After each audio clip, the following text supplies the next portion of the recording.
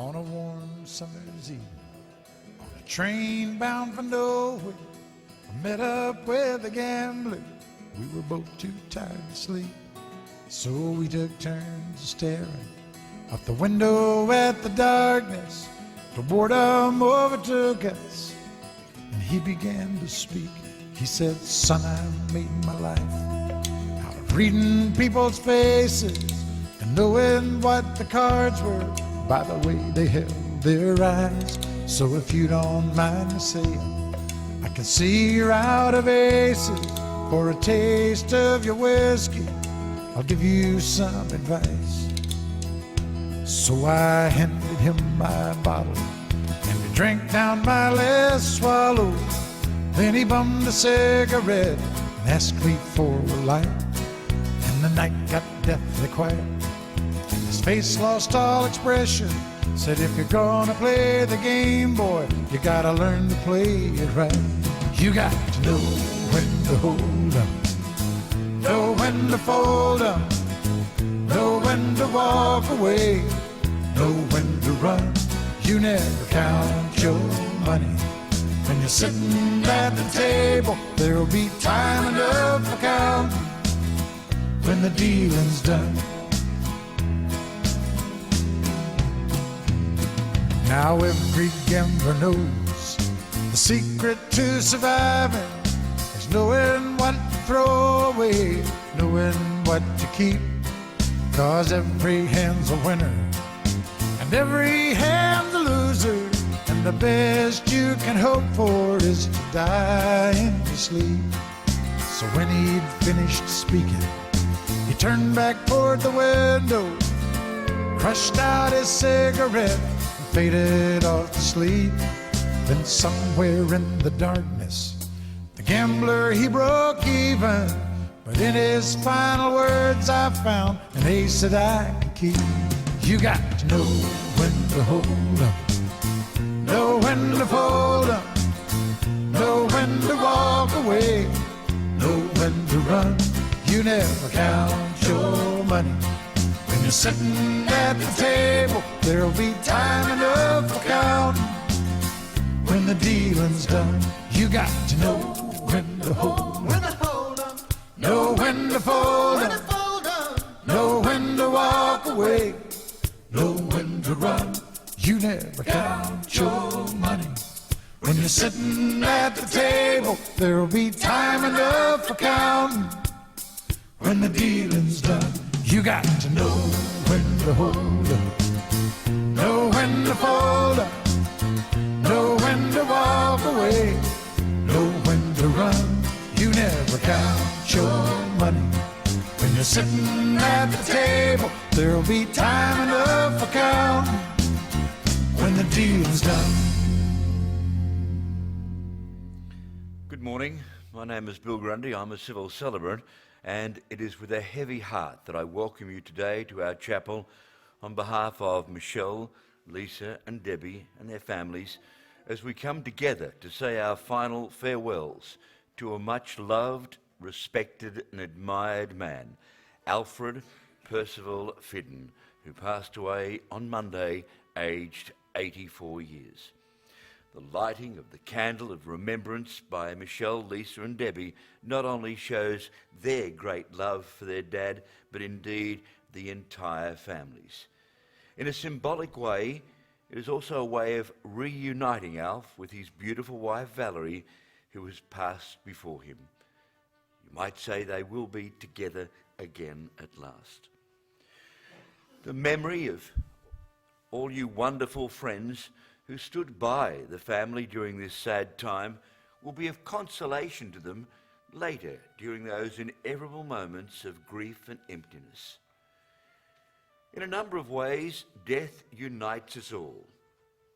Alf's death for a time demands that each of us put aside our toil, our cares and our pleasures to unite ourselves with everyone else here today, fellow mourners who share in the common bond of love and respect for this man called Alf. Today, you'll recall the experiences and the relationship that you shared as an individual with Alf. It is a time like this too that we stop the onrush of life, pause for a while and reflect. And while you think about Alf's life, there's quite a lot to reflect on in his 84 years. Alf was a character, as you well know, in his own right. He loved a joke. And as I arrived at Alf's home the other day, grandson Dylan was quick to tell me what a joker Pa was. Then Debbie went on with many more stories. It appears that nothing or nobody was safe. But away from his practical joking, Alf was a loving husband to Valerie unto her passing some 12 years ago, a loving father to his beautiful girls, always proud of their achievements in life. Alf also knew the meaning of hard work. Being one of 4 children from a professional fishing family, Alf decided at a young age to go it alone. So he obtained one of the first apprenticeships with the well-known plastering company in Newcastle of Crockett's. It was only about 2 years ago that Crockett's held a dinner to celebrate the company's many years and success.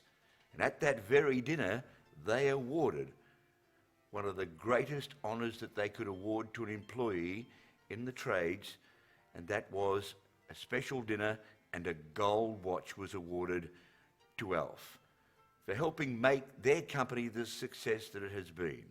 A true honour that Alf took most seriously. Fishing never quite got out of Alf's blood because he still loved to social fish. The girls told me the other day that no matter what, their dad always took the entire family to Shoal Bay every year for a wonderful holiday. When the grandchildren came along, and they're all here today, many of them, believe you me, Alf delighted in bundling them all up and taking them up to his mate Doug's home at Tanilba Bay. Doug had a large boat. They'd all pile in and go crabbing. What memories you have of those special days with your pa. Alf was also a great pa to Shana, Charlie, Tyler and Ryder. He loved them all immensely. But Alf, on the other hand, as is testament here today, loved people, and they, in turn, loved him. You might say he was your typical Aussie bloke. He loved a bet, or 2, or 3. He loved boxing and rugby league, and his list of mates in these fields was impressive, to say the least. The death of a loved one, no matter what age, shocks us all to the very core. As if the mornings were suddenly overcast by darkness, and the day itself of the passing suffering a dreadful eclipse. This very grief, however, is a token that death cannot take from us our most treasured possession, our treasured memory, namely love. An intangible, but such a meaningful intangible.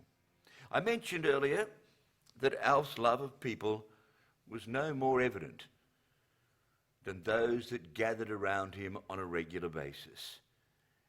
And I don't know whether they're here today, but he loved his meals on wheels, mates. They brought him around his meals a couple of times a week, always up for a chat, and of course, never arriving at Alf's home just a meal, but also a small bottle of red, which he enjoyed. He thought the world of these guys as his time and his illness would progress. There's also a very special lady in Alf's life too, and that was Naomi, I'm sure, who is here today, the nurse from Hunter Area Health who would come regularly to attend to Alf and his needs. And so on behalf of Michelle, Lisa and Debbie and all the family, to you, Naomi, on their behalf, I say a big thank you for your dedication, love and care to Alf in making his life most comfortable at home. The memories of Alf will live on in your hearts forever, and so they should. In his 84 years, he gave so much, but asked for so little in return. Missed will be Alf the stirrer, Alf the teaser, Alf the practical joker. For Alf was the type of man who never ever allowed anything to stay sombre for too long. He was a man who could laugh at himself, and that in itself is a precious memory to hold on to. I've been given the privilege of telling you the story in words of Alf's life, as written by the family, and I'm sure you'll find it very, very interesting indeed. Alf was born to parents Doris and William Fidden in Mayfield on the 2nd of January 1930, and so began the life of the man that the people gathered here today were proud to call a father, father-in-law, brother, grandfather, great-grandfather and friend. Alf's life started living in Pindima. Alf was one of 4 children, having sister Jean, who is deceased, also still with us, Elaine and Jeff. He lived in Pindima until around the age of 4, when his parents bought a house in Tyers Hill in Newcastle. However, the house at Pindima remained their home away from home, with Doris and William travelling back and forth most weekends with their kids to their seaside cottage. Alf attended Tyers Hill Public School, and back in those days you had to qualify to enter the Newcastle Boys High School, and Alf did just that. As a young boy, Alf was keenly interested in animals, especially horses, to which he later bought one. Alf told the story once that he brought home a stray dog and put it under the house, and Nan caught him when he was trying to sneak food out to it. Nan and Pop told him that he had to take the dog back to where he found it, and he said he couldn't because he didn't know where it lived because it followed him home. Nevertheless, they ended up keeping the dog. Elaine, Alf's sister, has told us that Alf was a real larrikin in his younger days, and that she has a few stories that she remembers well. One of them was that when Alf was in primary school, he did something which landed him in the principal's office. The principal went into the back room where the cane was always kept. This is memories coming back to me here of the back room and the cane, not at the same school, but. And whilst the principal was out the back getting the cane, Alf took the opportunity and jumped out of the principal's window at school and ran home. Nana gave him some lunch and then marched him back to school. It's still unknown to this day whether he got the cane after all that. Alf's love of horses and racing was obvious in him from an early age. As he appeared when he was in high school, Alf would take a certain day off every month. The school sent a letter home once this pattern had developed, asking to explain this absence, and it turned out that Alf would wag school to go to the Maitland horse sales on monthly. Elaine recalls having a time when she came home to find Alf ironing all this money because it was creased. He then proceeded to count his winnings, which were nice and crisp at the time, from the ironing. After Alf won quite a large sum of money on the horses, Elaine told Alf to put that money away so he could go and buy a car. Alf came back the next afternoon and hit Elaine up for a loan for the money.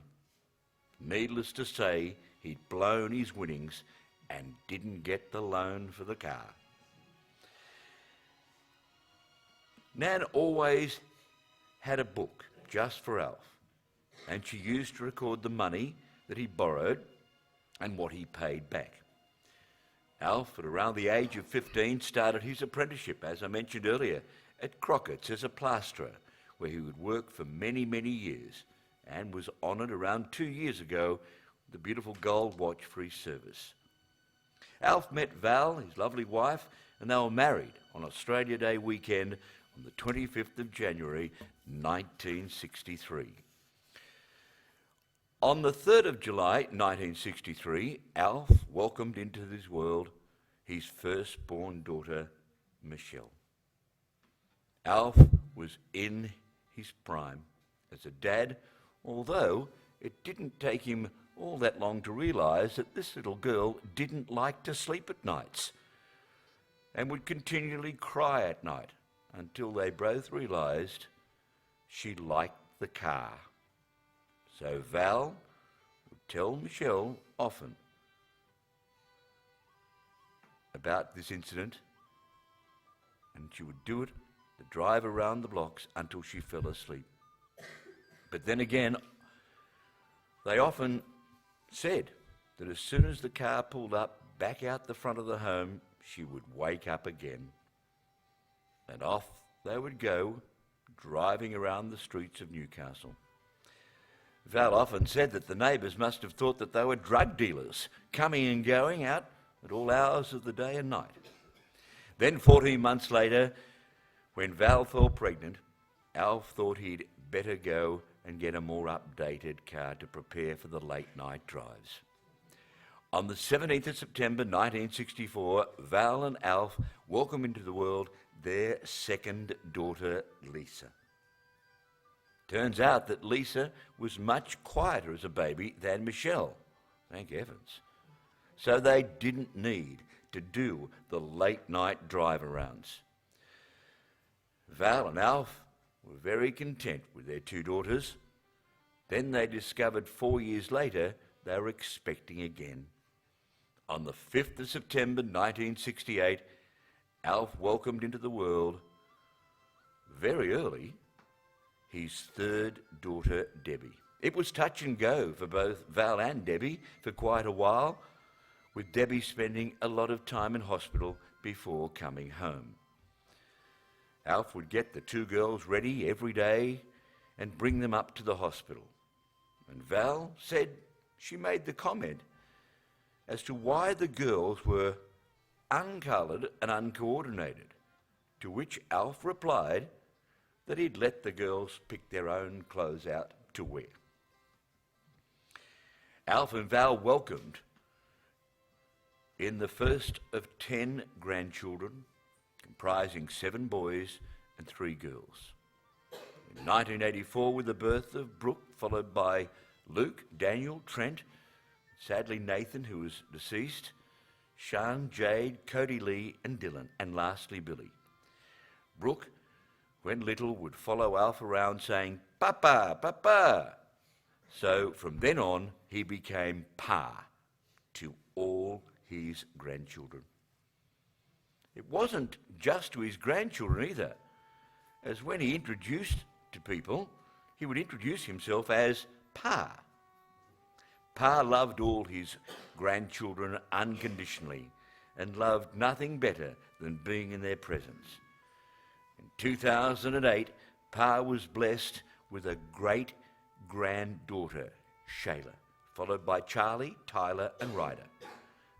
Pa will be sadly missed by his grandchildren and great-grandchildren. Pa loved fishing, horse racing, football and all sports. He loved reading, but mostly he was happiest surrounded by his wonderful family and many, many friends.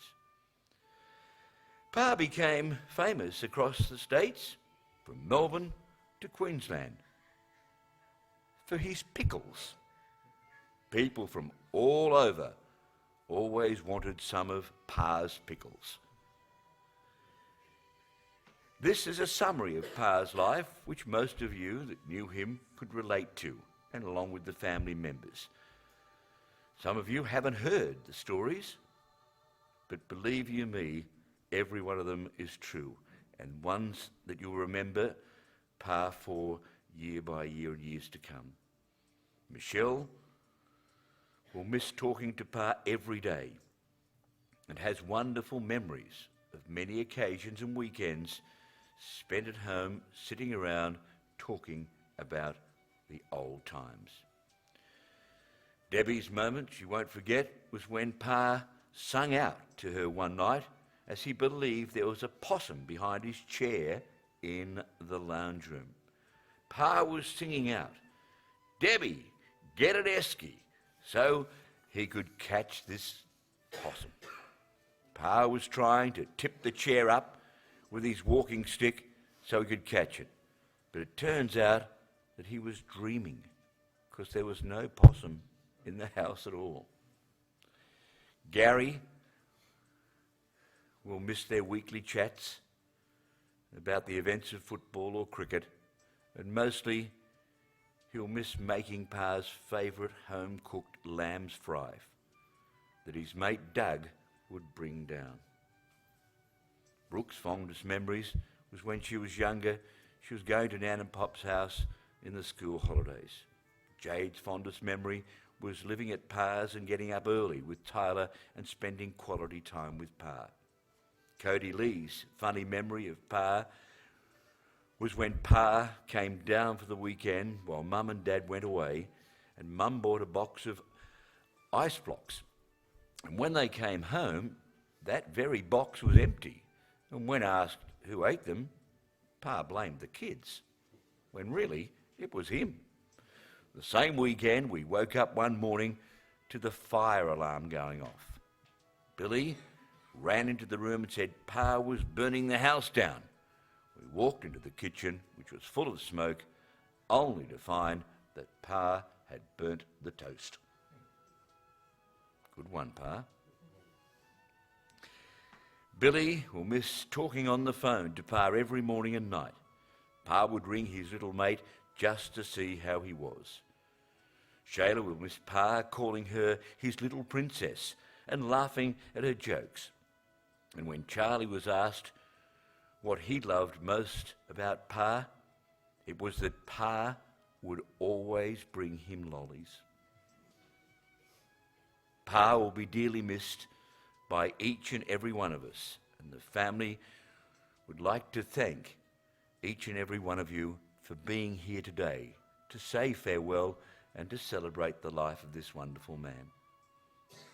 I'm sure there are many people here today that have lots more stories to tell about Alf, and the family would like to invite everyone back to the Hamilton North Bowling Club at the conclusion of our service here in the chapel for some refreshments and, of course, more wonderful yarns. Michelle, Lisa and Debbie take comfort in the knowledge that their beloved dad is now back in the arms of their beloved mum. I'm sure you'd agree. Beautiful story. From Lisa and Jeff, I would like to convey these messages. It's hard to try and write a few words and our most treasured memories if we had a lifetime full of them. There are a few that stand out for me. My wedding day, October the 25th, 1990, Dad and Mum and all the family travelled to Melbourne. It was a warm day, so Dad decided why not combine the wedding with the day at the Cox Plate. So he goes to the races. However, panic starts to set in when Dad, cutting it fine for the last photo, true to form, pulls up in a taxi with the response, "Don't know why everyone's panicking." Lots of love from Lisa and Jeff. Also, I continue another story that Dad and Pa proceeded to tell whenever we were up for a visit to the kids. And this story would come out with his other mates as well. He was quite a storybook. As the years went by, Dad's stories always got a little bit longer and a little bit more exaggerated. The story goes, the bloke down the road knocks on Dad's door. "Hey, do you know your boy bashed my son?" And with a chuckle, says, "Hang on, mate. I'll bring them outside and you can tell me which one gave your girl the bashing, the boy the bashing, which was." Okay, out marches Alf with 3 daughters. Now, which one of these boys bashed your boy? The man down the road had it all, so very wrong. Dad was so proud when the bloke realised that the 3 girls were there with him. Sitting here reading the stories, memories, we all have it's pretty easy, the Dad's love of fishing. Once again, we love you, Dad, back safely in Mum's arms, Lisa and Jeff. This is from Daniel. "Pa, you took me to the 2005 Melbourne Cup and told me today I will witness history due to the fact that Makybe Diva was racing for the 3rd straight Melbourne Cup. Pa was putting on bets for me and teaching me about horse racing. And now I have a bet every Saturday and call Pa for any tips. This day I will cherish as I got so much out of it. Rest in peace, Pa. I love you, Daniel." From Trent. "Pa, I will always cherish the time you took us to Hawk's Nest and Doug's and taught me how to fish. I loved our visits to Doug's where we would be our boys' day out. A boys' day out for crabbing. I still hear you saying, 'Mate, would you like an ice cream?' And I'd say, 'Yes, Pa.' And Pa would say, 'That's good. I'll have one while you're there as well.' As a kid, it was the only wonderful Pa a boy could ever have. Rest in peace, Pa. I'll always love you, Trent." From Shane. Shane.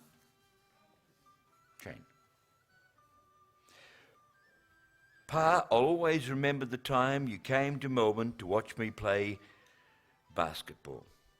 After a bit of pushing and shoving going on, Pa pulled me aside and said, 'Shorty, don't let anyone push you around.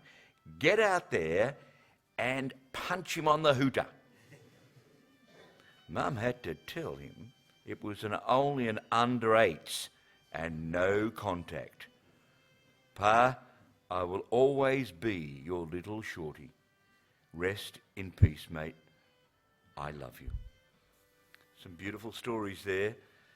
And I'd like now to ask grandson Luke and his fiancée Cara to come forward and talk about, in his words, his Pa.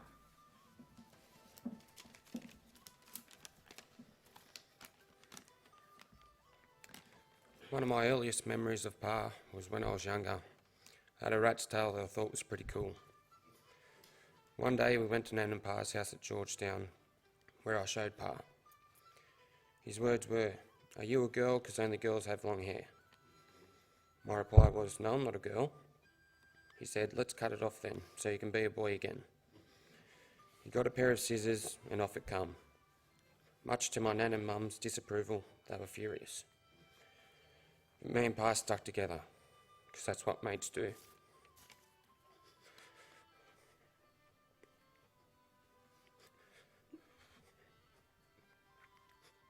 I'm going to miss that mateship that we had.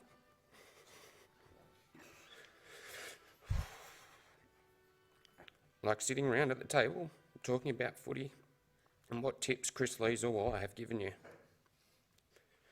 But I know wherever you are now, you're happy together with Nan once again. I'll never forget you, Pa. Love always, your grandson Luke.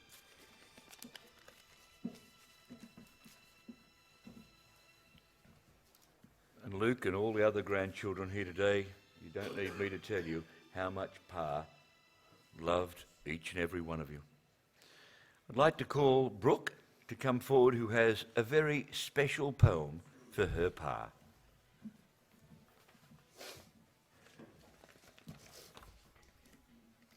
I know we are all feeling a little bit sad. We've lost our Pa, our friend, our dad. Together we have cried an ocean of tears as we feel so empty and hold many fears. But Pa would want us to know that he's in a good place, that he's watching us all with a smile on his face, as we have made him so proud as can be, that he has raised such a beautiful family. Thinking back now, I really must say I feel lucky and privileged to have known Pa to this day. For in my life you have played a special part, the memories I will treasure and keep close to my heart. For me, I am glad that my babies he got to meet, and for all of us be grateful his life was complete. To each one of us he was loved and cared, and our family are thankful for the good times we've shared. Although he has gone, we will always be together, and his spirit will live on in each one of us forever. When you look to the sky, look for the brightest star, and that will be Pa looking down from afar. And now I would like to thank the Lord above for blessing us with our Pa with his kindness and love. Dear God, if it's not too much fuss, take extra special care of Pa, as he is very dear to us. Pa, if you are listening, say a prayer for us every day. Be sure to protect and guide us on our way. We know when God called you, you had to go, but we want you to know that we miss you and will always love you so. Thank you, Brooke. All those words epitomise this great man. I'd like to call Ron Jordan forward, a good mate of Alf's for many, many years, to recount his experiences as a friend. Thanks, Ron.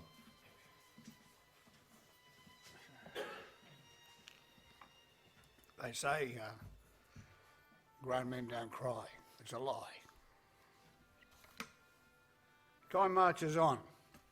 Every day there's a service like this, except today it's our mate, father, grandfather and uncle. Each of us over the past days would have our thoughts of our time with Alf. There is nothing I can tell you people about the man. You all knew him. His life is a book. He himself was well known for his embellishment of a story or an act.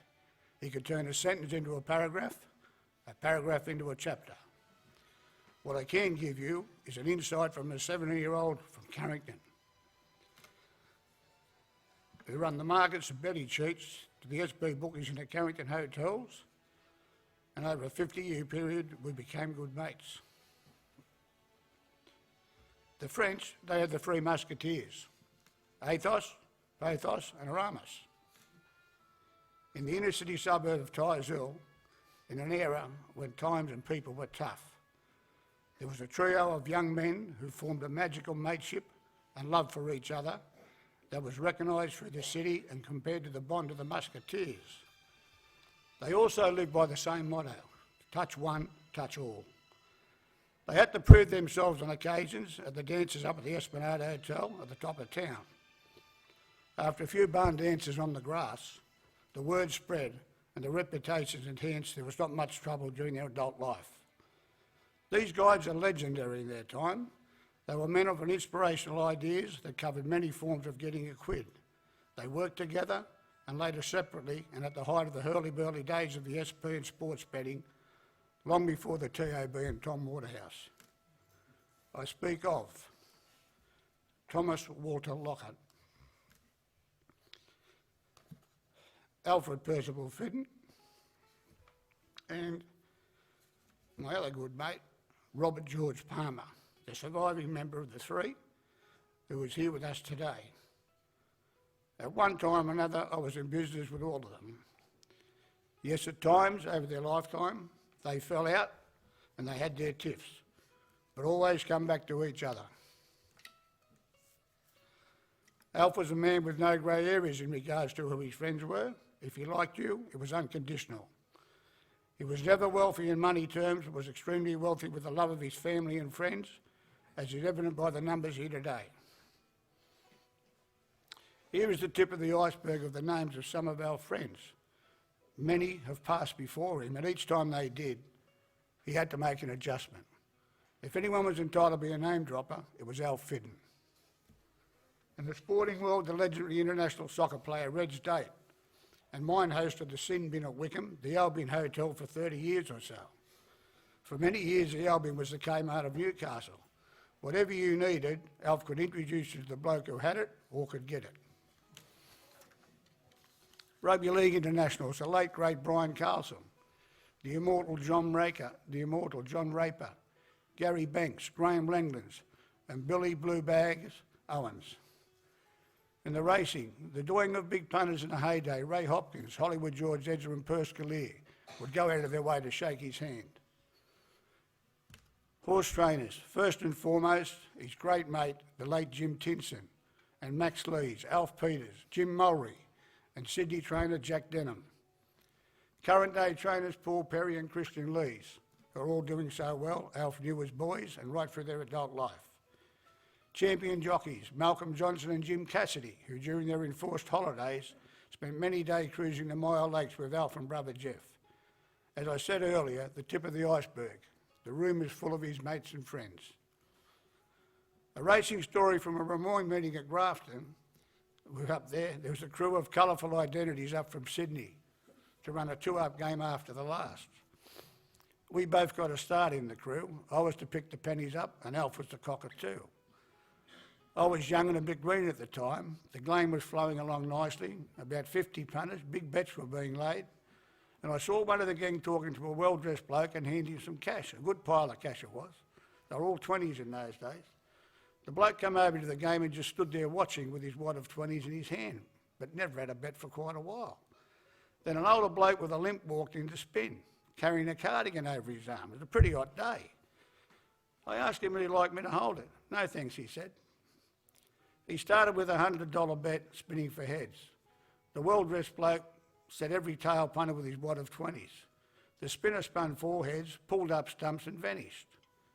The well-dressed bloke was on all of them. He never had another bet until it was his turn to spin. I was then told to go for a walk and have a break. Another boxer handed the setup. The bloke spun for tails, 500 in the centre, not a bad bet. One spin, tails and out. It was a nice earn for the District Inspector of Police. I wasn't green after that game, and I learnt what the cardigan was for. It wasn't to keep warm, it was a great smother for the double header. In 2013 at Carrington Place, Alf and I ran the book on the Melbourne Cup meeting and wrote $6,000 worth of bets. After each race, Alf had them worked out so quick, no mathematical mistakes, no computer, no calculator. His mind right up till his death was alert and smart. Alf's friends and acquaintances come from all walks of life: jockeys, trainers, politicians, sportsmen, publicans, solicitors, and the hierarchy of members of the police force. Two great sportsmen I will mention now from the world of cycling. Bob Ryan, who was a multiple Australian sprint champion, was a great mate of Alf's and one of his best losing punters. Ian Chapman, Australian champion and Romy Olympian, is with us today. Ian had just recently returned from the Tour of France and we had lunch on the Tuesday before Alf's death. I told him Alf was not well and he told me he would take over a couple of stubbies and go and see him. Last Sunday afternoon, about 4 o'clock, Alf rang me and we chatted and he asked me how I went in the baseball and I told him he was going to call him and call over. We spoke about the races, the football, then about who had recently died and what people say at funerals. I said to Alf, "What do you think they'll say about you?" He said, "What do you mean?" I said, "You know, talking about your life." His reply was simple. "Ron, no one has to say anything about me. Those that know me don't need to be told." Ian Chapman went to see Alf on the Monday afternoon of the night he died. They drank a couple of stubbies and chatted and relived some life for a couple of hours. Ian rang me that evening and told me what a great afternoon they had. Our mate and friend went for his last sleep a happy man. I was very proud to be his mate. I loved him. I thank the family for asking me to say a few words.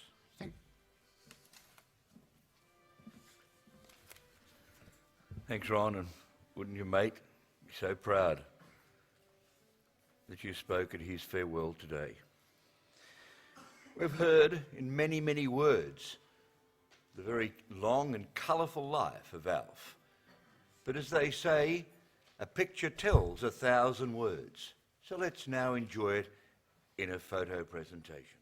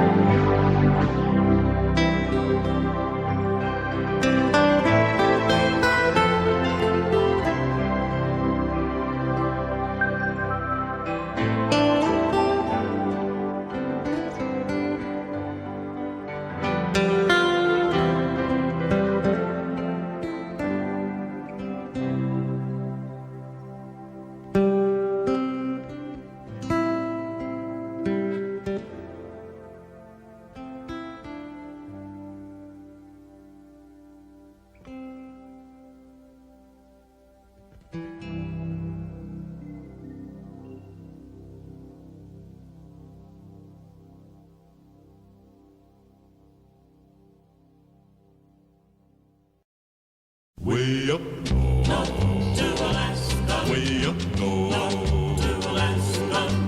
North to Alaska, go north, the rush is on. North to Alaska, go north, the rush is on. Big Sam left Seattle in the year of '92 with George Pratt, his partner, and brother Billy too. They crossed the Yukon River and found the Bonanza Gold below that old white mountain, just a little southeast of Nome. Sam crossed the majestic mountains to the valleys far below. He talked to his team of huskies as he mushed on through the snow, with the northern lights a-running wild in the land of the midnight sun. Yes, Sam McCord was a mighty man in the year of 1901. Where the river is winding, big nuggets they're finding. North to Alaska, go north, the rush is on. Way up north, way up north. North to Alaska, go north, the rush is on. North to Alaska, go north, the rush is on. George turned to Sam with his gold in his hand. Said, Sam, you're looking at a lonely, lonely man. I'd trade all the gold that's buried in this land for one small band of gold to place on sweet little Jenny's hand. 'Cause a man needs a woman to love him all the time. Remember, Sam, a true love is so hard to find. I'd build for my Jenny a honeymoon home below that old white mountain, just a little southeast of Nome. Where the river is winding, big nuggets they're finding. North to Alaska, go north, the rush is on. North to Alaska, go north, the rush is on.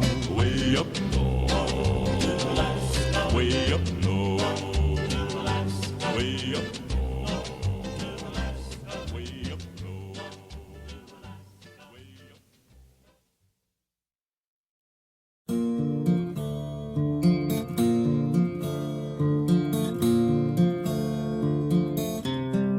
Hey, true blue,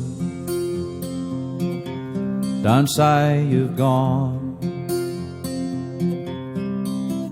Say you've knocked off for a smoke out, and you'll be back later on. Hey, true blue, hey, true blue, give it to me straight, face to face. Are you really disappearing? Just another dying race. Hey, true blue,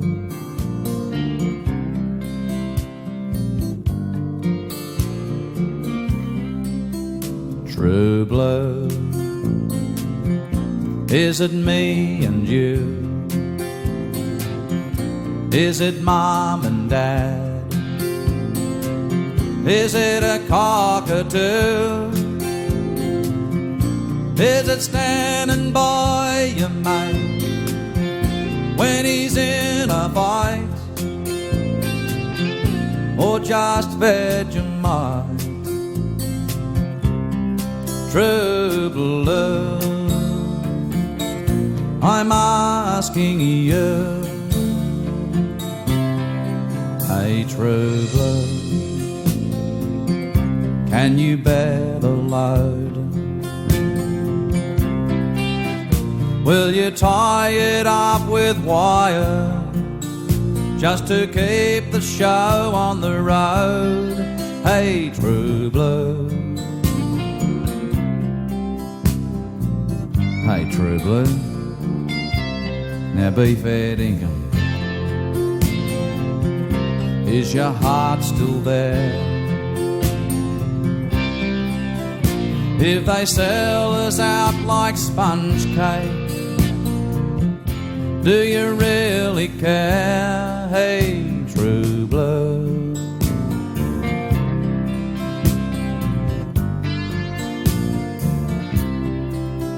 True blue. Is it me and you? Is it mom and dad? Is it a cockatoo? Is it standing by your mate when she's in a fight? Or just Vegemite? True blue, I'm asking you. True blue, is it me and you? Is it mom and dad? Is it a cockatoo? Is it standing by your mate when he's in a fight? Or just Vegemite? True blue. True blue.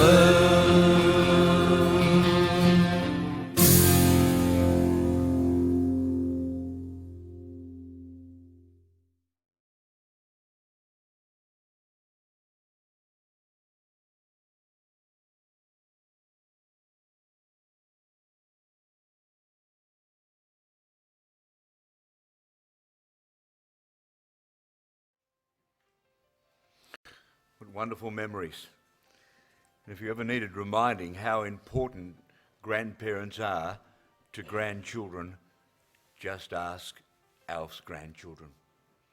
I think I counted about 3 or 4 photos in that entire presentation when Alf wasn't surrounded by his family, namely his grandchildren. I'd like now for you to turn to your France Family Funeral Service sheet and follow with me this special verse chosen by the family. And while it's my voice reading, imagine it's Alf saying this to you as we say farewell to him today. It's called Just Gone Fishing.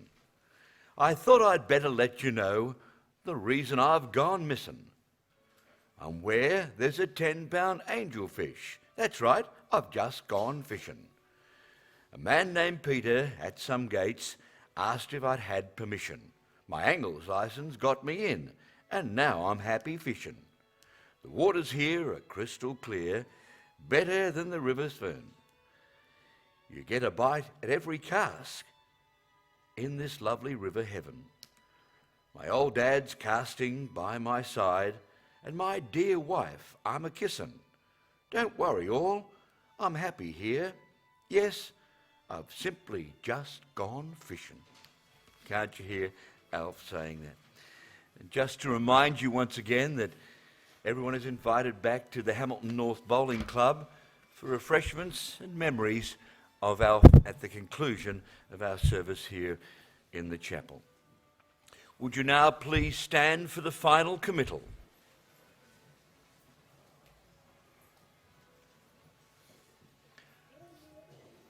Our Father, who art in heaven, hallowed be thy name. Thy kingdom come, thy will be done, on earth as it is in heaven. Give us this day our daily bread, and forgive us our trespasses, as we forgive those who trespass against us. And lead us not into temptation, but deliver us from evil. For thine is the kingdom, the power and the glory, forever and ever. Amen. We are glad that Alf lived in our world. We are glad that we saw his face and felt the pressure of his hand. We cherish the memory of his words, his deeds, and his very unique character. We cherish the memory of his family life, his concern and care, his loyalty to his friends, and most of all, his place in history. We cherish his friendship, but most of all, his family will always cherish his love. Tenderly, lovingly, and reverently, we now commit Alf to nature's keeping, grateful for his life and a life well lived. Goodbye, Alf. Your beautiful family will always love you.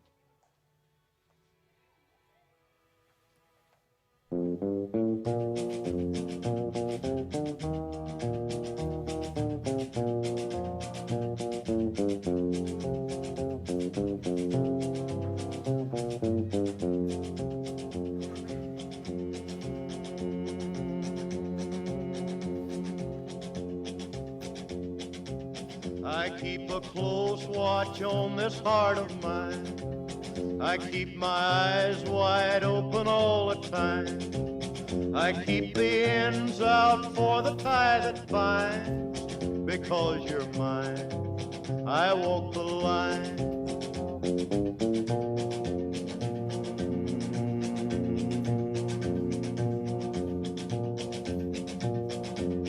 I find it very, very easy to be true.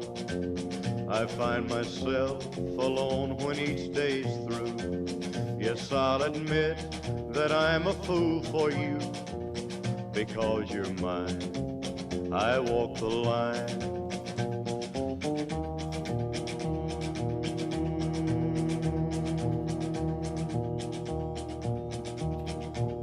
As sure as night is dark and day is light, I keep you on my mind both day and night. And happiness I've known proves that it's right. Because you're mine, I walk the line.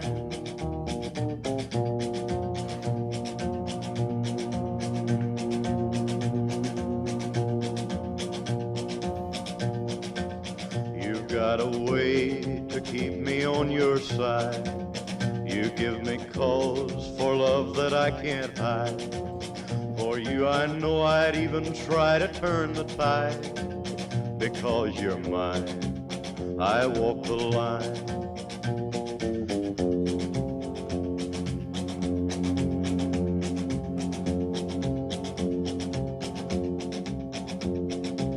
I keep a close watch on this heart of mine. I keep my eyes wide open all the time. I keep the ends out for the tie that binds. Because you're mine, I walk the line.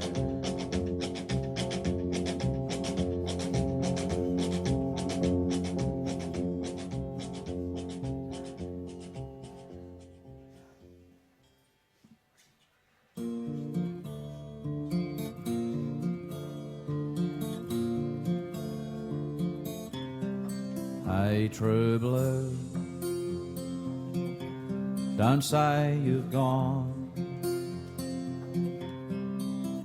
Say you've knocked off for a smoker, and you'll be back later on. Hey, true blue, hey, true blue, give it to me straight, face to face.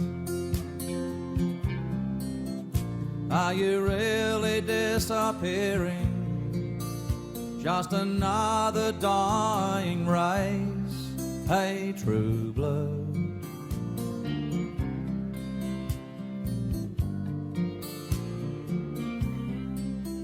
true blue, is it me and you? Is it mom and dad? Is it a cockatoo? Is it standing by your mate when he's in a fight? Or just Vegemite? True blue, I'm asking you. Hey, true blue, can you bear the load Will you tie it up with wire just to keep the show on the road? Hey, true blue.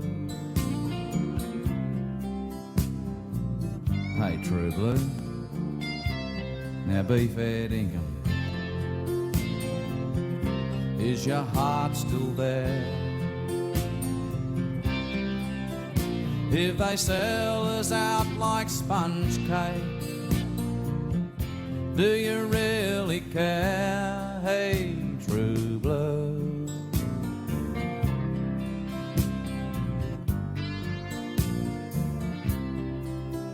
True blue. Is it me and you? Is it mom and dad? Is it a cockatoo? Is it standing by your mate when she's in a fight? Or just Vegemite? True blue, I'm asking you. True blue, is it me and you? Is it my